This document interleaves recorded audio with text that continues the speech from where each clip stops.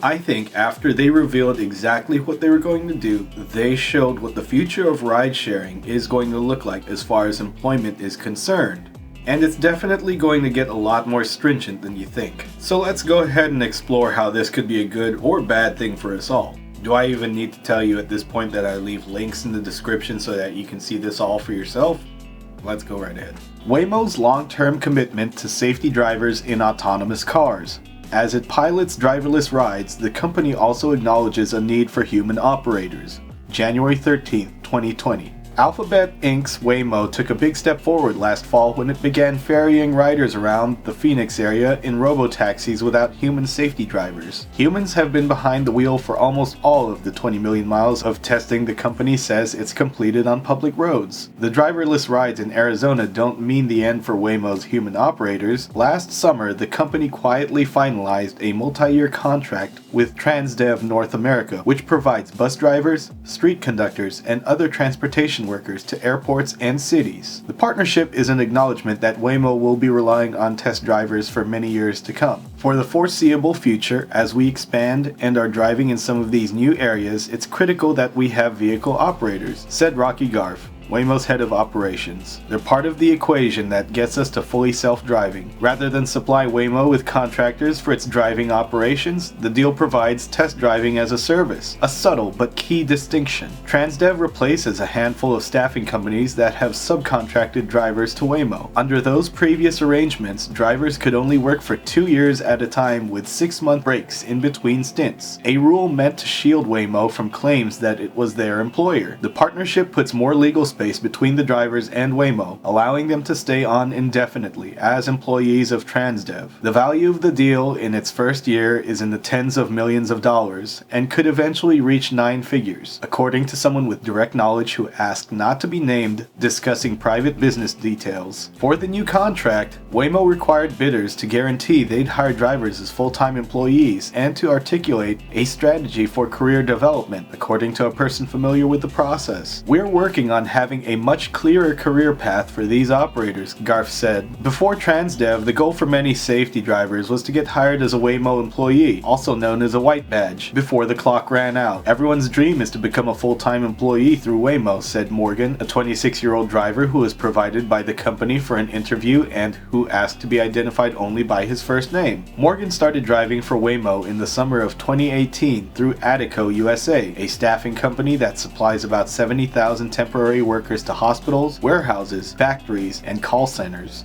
Until the Transdev deal, Attico served as Waymo's chief source of drivers. Morgan said he's glad for the change to Transdev. As he approached his 1-year anniversary, he'd begun looking for other work. I was definitely excited because I was getting to that not quite panic point, he said. He also said that Attico oversold the possibility of getting hired by Waymo. I remember my interview. They were like, 3 people just got hired on full time, but they didn't mention the size of the fleet, the positions they got hired for, and what kind of experience they had. Attico, in an emailed statement, said this does not square with its policies and procedures. We are very clear that our roles at Waymo are temporary, not temp to hire positions, the statement said. 2 former drivers who worked under Attico told Bloomberg they'd also held out hope of direct employment at Waymo. The driver spoke under condition of anonymity for fear of hurting future job prospects. But staff positions were scarce and the competition fierce. The promotion process, according to the former drivers, was opaque. Attico managers were formally in charge of performance reviews but were rarely around. I don't think I even went to an Attico office ever, except to turn in my badge and equipment, said one of the drivers. It was all Waymo all the time. Feedback from our associate base has been largely positive, and our employee care teams are entirely dedicated to addressing their questions, input, or concerns, Attico said in its statement. Transdev's record as an employer isn't without its own controversies. It's faced multiple strikes in recent years from unions representing workers in public transportation services it operates in the US, including a week-long strike in Phoenix in 2015, where talks stalled over salary, the company's approach to benefits, and its bathroom break policy. Transdev also faces several open National Labor Relations Board complaints about working conditions. In a statement provided by Waymo, Transdev North America Chief Executive Officer Jan Lariche said the partnership would create a high-functioning operating environment focused on safety, quality, employee engagement and a positive customer experience. A Transdev spokesperson declined to answer additional questions. Veena Dubal, a law professor at the University of California at Hastings who specializes in gig work and the tech industry, said technology companies want to directly employ as few people as possible in part to avoid liability, a consideration that's particularly germane in a field such as autonomous vehicles where there's inherent physical risk. If a self-driving car with a test pilot is involved in an accident, Dubal said, Waymo could argue it hired Transdev specifically for its expertise in test driving. They could just employ everyone, protect them and say, this is the cost of doing business in the autonomous driving world, she said. Waymo declined to comment on whether liability concerns were a factor in retaining Transdev. Isn't it funny how much you say without even saying anything?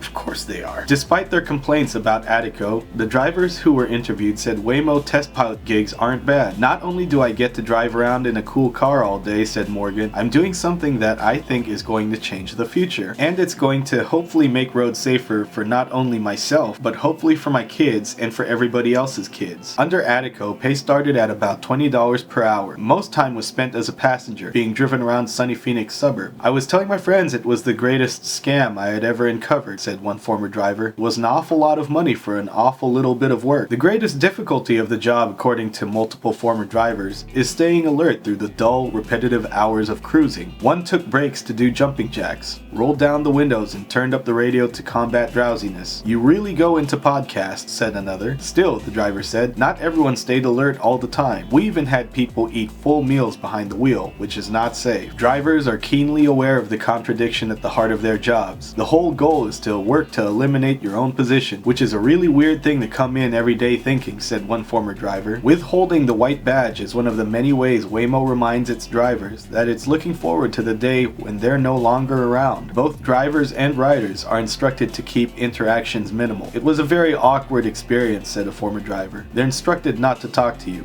They're supposed to treat it like it's a completely unmanned vehicle. Now, come on guys, you're pretty intelligent. You see what's happening here, right? This is definitely conditioning. This is just completely hacking your behavior here. You could say hi, said another, and then you would be quiet to try to simulate an actual self-driving car. So if Alphabet/Waymo is going to proceed with caution here, and it looks like they're going to employ drivers through a temp agency, it doesn't really stop the fact that any of these other companies can do exactly the same thing once they have their hands on the same kind of tech. Now, as far as I know, there are a few places like Vegas, the Bay Area, where these things are being tested out. We can't really be sure if they're testing them or if they're mapping or how far along they are because there are NDAs in place. Unless someone is willing to get totally blackballed from any kind of future employment at a tech company, I don't think we're going to find out exactly how far along they're testing until they issue a press release. There's going to be some strange days ahead, and I definitely see something else coming. We're going to take a quick little refresher here. This is the Supremacy Clause. I'm not going to read through this whole thing, but I will take a look at the first paragraph because this is very important. The Supremacy Clause of the Constitution of the United States establishes that the Constitution, federal laws made pursuant to it, and treaties made under its authority constitute the supreme law of the land, and thus take priority over any conflicting state laws. It provides that state courts are bound by, and state constitutions subordinate to, the supreme law. However, federal statutes and treaties are supreme only if they do not contravene the Constitution. In essence, it is a conflict of laws rule specifying that certain federal acts take priority over any state acts that conflict with federal law. But when federal law conflicts with the Constitution, that law is null and void. So this is why I always tell people that things might seem simple, but it's going to take a lot longer to hash out because lots of people have to go back months, years, sometimes even decades to get into the finer details. Let's just go back to May of last year with this article from Reuters. Uber drivers are not contractors, not employees, US labor agency says. I'm going to put a link to this article too because then you can take a look at it and you can read why there's so much mess going on here. All of these companies are going to do a little give and take here and there just so that they can buy more time. Am I saying that every employee of these companies are acting with malice? Of course not. That's impossible. In fact, it's actually highly likely that 99.9% of all the players involved in this entire debacle on both sides, no matter what political stripe, no matter what view they hold, aren't exactly against the other person. They're just in it for themselves. Think about it this way. Parents want to secure a future for their children. Other people's priorities involve leaving a lasting legacy as a public official. Other people just want to be known for building this company, fighting the man and winning. Other people just want to make sure that drivers get their fair share and win. And at least in California, there are about 300,000 different reasons for driving for Uber. So when we have people competing for either leaving a legacy or providing for a family or just keeping food on the table, you have to remember that at this point, because of everything that came before over the last decade, nothing is going to move as quick as you think it should. So I try not to be conspiratorial and connect dots that don't exist, but I am just pulling up articles that you can find anywhere, and each of them have at least 3 different sources so that we can hopefully connect the dots, plot a course, see where this stuff is going, and plan accordingly. For you guys out in Arizona, I'd suggest taking a deeper look into Waymo, because let's face it, it actually sounds like a cool job. So that's my food for thought for the day, guys. To keep it a little different tomorrow, I'm gonna do something that's a little bit more related to a previous life of mine. So if anything, the news has told us we don't know what's coming in tomorrow. We don't know what's coming in down the next 6 months. We have a rough idea. We don't have a solid outline yet. But it seems like we have some time to make a few decisions here. Just keep in mind, the world isn't black and white. It's this really nasty shade of gray. If you're going out to work today or tonight, stay safe, be good, do well. Let's go make some money.